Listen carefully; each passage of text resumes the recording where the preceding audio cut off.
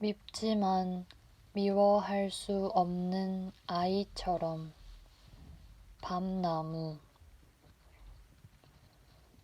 화장대 위에 놓인 크리넥스 상자는 어떻게 끌어내렸는지. 방 안은 온통 화장지 천지. 시커먼 유성펜으로 칠해놓은 방바닥은 이미 복구될 가능성이 없어 보인다. 방 한가득 어지럽게 흩어져 있는 휴지들을 치우려고 하면 갑자기 아이가 소리를 지르며 덤벼든다. 딴엔 자기가 만들어 놓은 세계가 침범당한다고 위협을 느껴서 무조건 덤비고 보는 것이다. 그뿐이랴. 재미삼아 아이 손에 들린 과자라도 빼앗으려 들면 아이는 얼굴이 벌겋게 달아올라 두 눈을 부릅뜨고 바로 전투태세에 들어간다. 부모라면 모두 경험한 바 있는 막무가내 고집불통 미운 3살의 모습이다.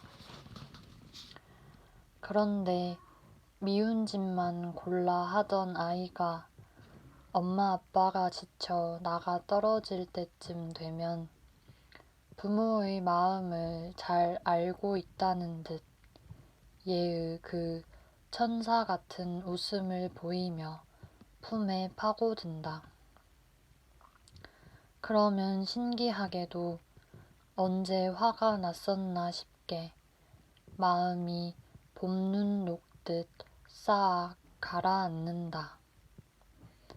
아이를 키워보지 않은 사람은 그 느낌을 결코 이해할 수 없을 것이다. 나도 그랬으니까. 가을이면 커다란 줄기에 풍성한 열매를 맺는 밤나무. 그런데 나는 그렇게 크게 자라는 밤나무를 대할 때마다 어울리지 않게도 3살배기 꼬맹이가 떠오른다. 떼쓰고 고집불통에다 하는 일마다 미운 짓 투성이인. 그럼에도 불구하고 씩 한번 웃어주는 걸로 사람 마음을 행복하게 만드는 미운 3살 어린 아이가 말이다. 그도 그럴 것이 밤나무는 그 거대하고 시원스런 모습과는 달리 하는 짓이 참 못돼 먹었다. 밤나무가 자라는 주변을 보면 대번에 그 사실을 알 수 있다. 옛말에 인종지덕, 목종지폐라는 말이 있다. 사람은 사람을 키우지만 큰 나무는 작은 나무를 키우지 않는다는 말이다. 하늘 높은 줄 모르고 몸통을 고추 세우고 양 옆으로는 힘 닿는 데까지 무한정 가지를 뻗는 밤나무는 그 밑에 절대 다른 나무를 키우지 않는다. 하늘의 햇볕을 저 혼자 독식하기 때문이다. 시커먼 그늘만 남기는 밤나무의 빽빽한 잎들과 한치도 양보가 없는 뿌리를 보면 그 어느 나무라도 곁에 가고 싶지 않을 것이다. 그래서 숲에 들어가 보면 밤나무 주변 나무들이 밤나무 반대쪽으로 도망치듯 가지를 내뻗은 걸 볼 수 있다. 그렇게 독불장군처럼 혼자 자라다 보니 그 가지 생김새 하나하나를 보아도 거침이 없다. 세상 무서울 게 없이 제멋대로인 아이처럼 망설임 하나 없이 시원스럽게 가지를 뻗어간다. 그러면서도 공간이 아쉬운 듯 잎에 뾰족한 엽침을 달아 누구도 근접 못하게 한다.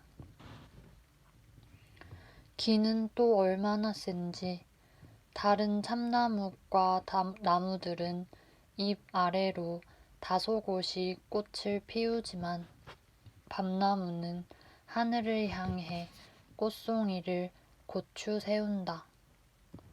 꽃마저 힘있게 위로 선 밤나무의 위풍당당한 모습을 보고 있노라면 은근히 얄밉다는 생각이 든다.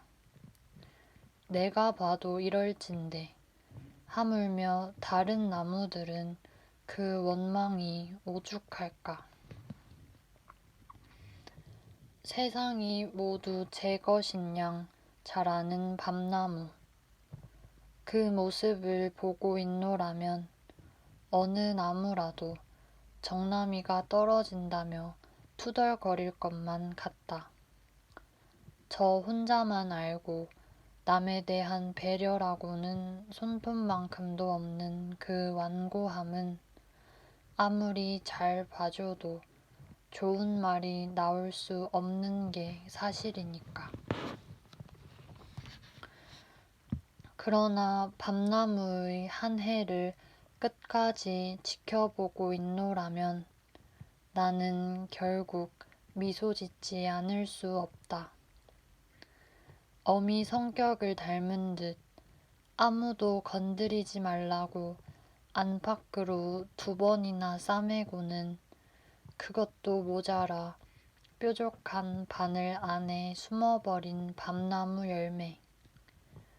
밤나무 하면 을에 손이 많이 가는 밤토를 떠올리게 되는데 매해 겨울만 되면 너나 할 것 없이 그 만난 것을 찾기 마련이다. 군밤 한 봉지를 사서 주머니 안에 넣고 있으면 찬 바람 쌩쌩 도는 겨울 거리도 참 따뜻해진다. 큰 솥 한가득 삶은 밤을 온 가족이 둘러앉아 까먹는 재미 또한 겨울을 훈훈하게 덮여주는 소일거리가 아닐는지. 비단 열매만이 아니다. 언젠가 여행길에 밤나무 꽃에서 나오는 꿀을 맛본 적이 있다. 그 맛이 얼마나 진하던지 이제는 일부러라도 찾아 맛보고 싶은 심정이다. 꿀까지는 아니더라도 나는 한겨울 달콤하게 입안을 채워주는 밤을 먹을 때마다 밤나무의 그 억척스러움이 오히려 애교스럽게 느껴진다. 한 해 동안 그렇게 저 혼자만 알고 고집불통으로 살다가 맛있는 열매를 내놓고는 그래도 나 밉지 않지 하고 애교를 부리는 것 같다. 3살배기 악동이 온종일 미운 짓만 하다가 문득 씩 하고 눈웃음 치는 것처럼 귀엽고 애교스럽게 보이는 건 나만의 느낌일까?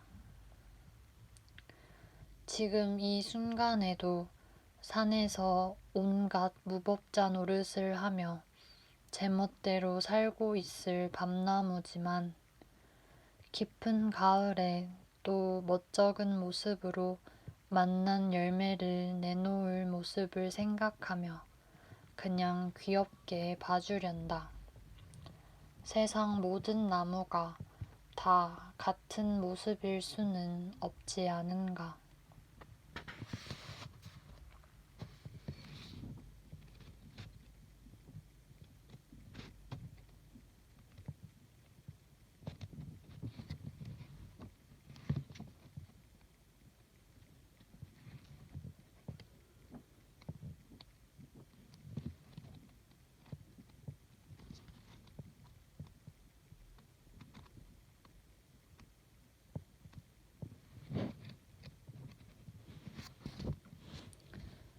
그는 갔지만 그의 마음은 남았습니다. 목련. 와, 예쁘다. 사람들의 경탄을 자아내는 꽃나무를 떠올렸을 때 목련이 빠질 수 있을까?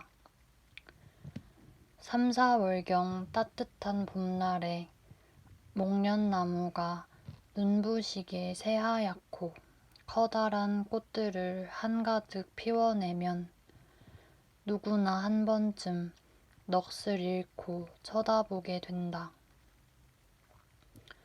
목련이란 말 뜻이 왜 연꽃처럼 생긴 아름다운 꽃이 나무에 달린다 인지 금방 수긍할 수밖에 없는 것이다.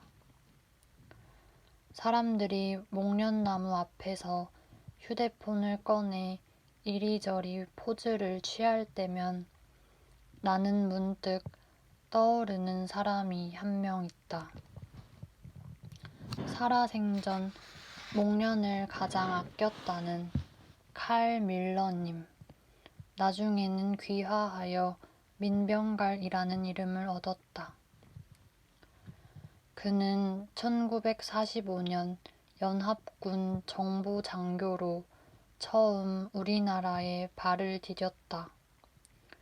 그런데 그는 주어진 임무가 끝난 후에도 본국으로 돌아가지 않고 우리나라에 남았다. 그리고 1962년에는 우연히 천리포에 갔다가 땅을 사달라는 어느 촌로의 간곡한 부탁으로 황무지나 다름없는 해변의 절벽 땅을 구입했다. 그것이 바로 천리포 수목원의 시작이었다. 천리포 수목원은 20만 평도 안 되지만 1만 5천여 종이 넘는 다양한 나무가 자라고 있다. 세계 그 어느 곳을 가더라도 이곳만큼 다양한 수목을 접하기는 어려울 것이다. 그래서 지난 2000년에는 국제수목학회로부터 아시아에서는 처음으로 세계의 아름다운 수목원 인증을 받기도 했다. 하지만 처음에 저 멀리 태평양을 건너온 외국인이 50이 다 된 나이에 난데없이 수목원을 만들겠다며 나무를 사다 심는다고 나섰을 때는 사람들이 모두 의아해했다. 그저 나무들이 늘어나는 게 기쁘다며 자신의 돈을 다 쏟아붓는 그를 누가 이해할 수 있었겠는가. 하지만 그는 사람들의 시선에 아랑곳하지 않고 수목원을 일구는데 오롯이 남은 인생을 바쳤다. 스스로를 나무 지킴이라고 칭하던 그는 절대로 나무에 약을 치는 법이 없었다. 수액을 빨아먹는 딱정벌레나 하늘소 같은 곤충이 기승을 부려 나무 줄기가 썩을 지경이 되어도 꿈쩍하지 않았다. 곁에서 나무가 죽어가는 모습을 두고 볼 수 없었던 한 직원은 따지듯 그에게 물었다. 원장님, 이게 뭡니까? 약을 뿌리면 나무가 살아날 수 있는데 왜 그렇게 고집을 피우시는 겁니까? 그러자 그는 말했다. 여기 수목원에 나무만 사는 게 아니잖아요. 약을 치면 나무는 살릴지 몰라도 나무가 뿌리 내리고 있는 흙이 죽을 테고 그 다음엔 나무와 더불어 살던 작은 곤충도 사라질 겁니다. 그러면 자연히 둥지를 틀고 있던 새들도 떠나가겠죠.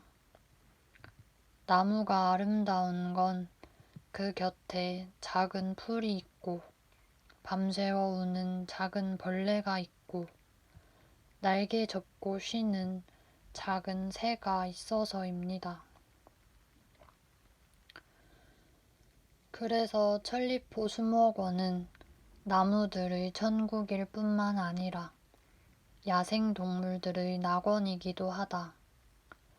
본원에 자리하고 있는 자그마한 연못은 흰뺨 검둥오리나 청호반새 등 철새들의 보금자리이다. 물론 해충도 그곳에서는 당당히 다른 존재들과 더불어 살아간다. 해충이라는 것 또한 인간의 시각에서 구분한 것일 뿐이니 말이다. 스스로 시련을 이겨내고 그 힘으로 다른 존재들과 더불어 살아가는 방법을 배울 때 비로소 참다운 생을 얻을 수 있다고 했던가. 그렇게 더불어 살도록 만들어진 자연은 아무리 오랜 시간이 흘러도 본연의 모습을 잃지 않는다. 웬만한 위기에도 전혀 흐트러짐이 없다. 그 안에서 갖은 시련을 함께 이겨낸 나무는 본래의 수형을 지키며 천수를 누린다. 아마도 그가 좋아하는 목련나무를 아끼는 방식도 마찬가지 아니었을까. 자신이 돌볼 수 없는 순간이 오더라도 목련나무가 씩씩하게 살아가기를 바라는 마음, 스스로 시련을 이겨내고 예쁜 꽃을 피워내길 바라는 마음. 문득 그가 하늘나라로 떠나기 얼마 전 인터뷰에서 했던 말이 떠오른다. 사람은 길어야 100년이지만 나무는 1000년을 삽니다. 내가 하는 수목원은 이제 겨우 30년이 됐지만 적어도 300년은 내다보고 시작한 것입니다. 내가 죽더라도 이곳 천리포 수목들은 몇백 년은 더 살 것입니다. 그 말처럼 목련나무는 그가 떠난 지 20여 년이 지난 지금도 여전히 천리포 수목원을 지키며 매년 4월이면 어김없이 희고 고운 꽃을 활짝 피워 올린다. 그는 떠났지만 그의 마음은 남아있는 것이다.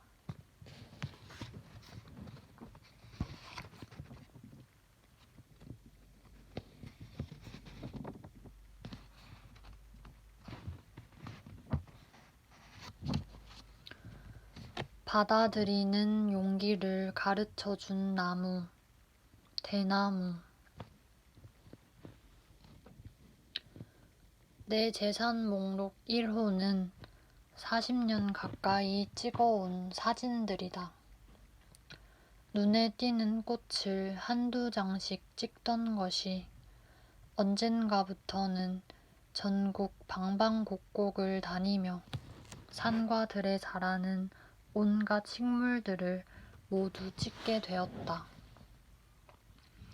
그러다 보니 어느덧 내 사진첩에는 셀 수 없이 많은 꽃과 나무 사진들이 빽빽이 들어차 있다. 썩 잘 나온 사진이 아니더라도 내게는 귀중한 자료가 아닐 수 없다. 그런데 그 많은 사진 중 유독 내게 없는 게 있다. 바로 대나무꽃 사진이다. 대나무야 서울 시내에서도 볼 수 있지만 그 꽃은 여간에선 눈에 띄지 않는다. 아니 내 평생 한 번이라도 볼 수 있을지가 의문이다. 대나무꽃은 60년에서 120년 사이에 단 한 번 피어나기 때문이다. 나무는 보통 1년을 주기로 같은 일을 반복한다. 이른 봄 새순을 올리고 그것을 기반으로 꽃을 피운 다음 가을에 열매를 맺고 겨울엔 다음 해를 기약하며 긴 수면기에 들어가는 것이다. 그런데 대나무는 그런 일반적인 나무의 삶에서 참 많이도 벗어나 있다. 다른 나무들은 살면서 수십 번, 많게는 수천 번까지 꽃을 피우지만 대나무는 단 한 번 꽃을 피우고 즉시 생을 마감한다. 나무들에게 있어 꽃은 번영과 존속의 기원을 담은 화려한 결정체다. 이른 봄 꽃을 피운 나무들이 희망과 기쁨으로 충만해 보이는 것도 이런 이유 때문이다. 그러나 대나무에게 있어서 꽃은 아픔이요, 고통이다. 단 한 번 개화한다는 운명도 애달픈데 거기에 목숨마저 내놓아야 하는 대나무의 삶. 그러나 대나무는 죽는 그 순간까지 한치도 흐트러지지 않는다. 죽음의 순간, 조금이라도 삶을 연장하기 위해 발버둥 친다거나 다음 해를 기약하며 땅속 줄기를 지키려 들지 않는다. 오히려 제대로 된 꽃을 피우기 위해 마지막까지 최선을 다한다. 그만의 푸르름, 그만의 고듬을 간직한 채 말이다. 이처럼 기구한 자신의 삶을 의연하게 받아들이고 최선을 다하는 대나무의 모습을 보고 있노라면 저절로 고개가 숙여진다. 대나무의 꿋꿋한 푸르름이 유독 인상 깊은 것은 바로 그 때문이지 싶다. 그런 대나무를 떠올릴 때마다 나는 마음 깊은 곳으로부터 이런 기원을 하게 된다. 내 남은 삶이 대나무처럼 주어진 그대로를 받아들이고 고개를 끄덕일 줄 아는 용기 있는 모습이기를. 그래서 마지막 숨을 거두는 순간 한 세상 잘 살고 간다고 말할 수 있기를.